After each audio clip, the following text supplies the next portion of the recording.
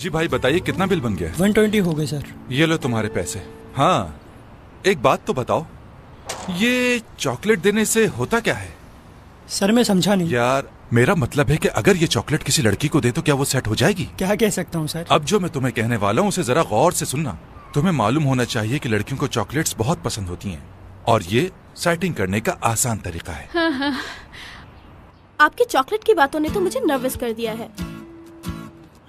आप एक तरफ क्यों नहीं हो जाते ताकि मैं भी कुछ ले सकूं?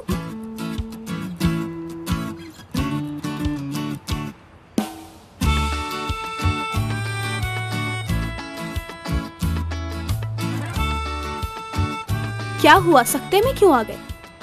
अरे मुझे नहीं पहचाना? नहीं, मैंने आपको नहीं पहचाना। सच बोल रही हैं? क्या वाकई नहीं पहचाना मुझे? तो फिर सुनिए, इसी दिन का तो मैं इंतजार कर रहा था कई सालों से। घर वाले शादी के लिए मुझ पर जोर डालते रहे, मगर मैंने भी इस बात की कसम खा रखी थी कि जब तक मुझे मेरे ख्वाबों की शहजादी नहीं मिल जाती, शादी तो दूर की बात, इस बारे में सोचूंगा भी नहीं कभी। वैसे आप भी किसी शहजादी से कम नहीं लगती, करीम कहता है मुझे। तुम्हें कोई गलत फहमी हुई है। मेरी बात सुनो, मुझे गुस्सा मत दिलाओ। अपने काम से काम रखो, समझे? और हट जाओ मेरे सामने से। क्या बात है, यही अंदाज तो मुझे पसंद है, बिल्कुल शहजादियों जैसा अंदाज। अच्छा तो वहाँ चलकर बैठते हैं, कुछ बातें करते हैं। जब किस्मत ने हमें मिला ही दिया है तो क्यों ना किस्मत पर ही छोड़ दें। अच्छा तो वहाँ देखो, वो रास्ता दिख रहा है, उसी रास्ते से वापस निकलो। ये क्या बात है, ये देखो तुम अपनी हरकत। मैं निकलूं? अंदाजा हो रहा है मुझे तुम्हारा।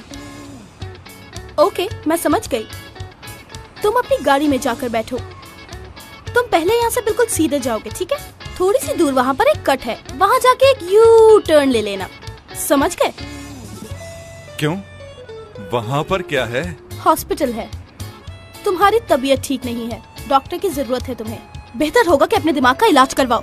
बहुत देर से बकवास कर रहे हो। हटो, रास्ता छोड़ो मेरा।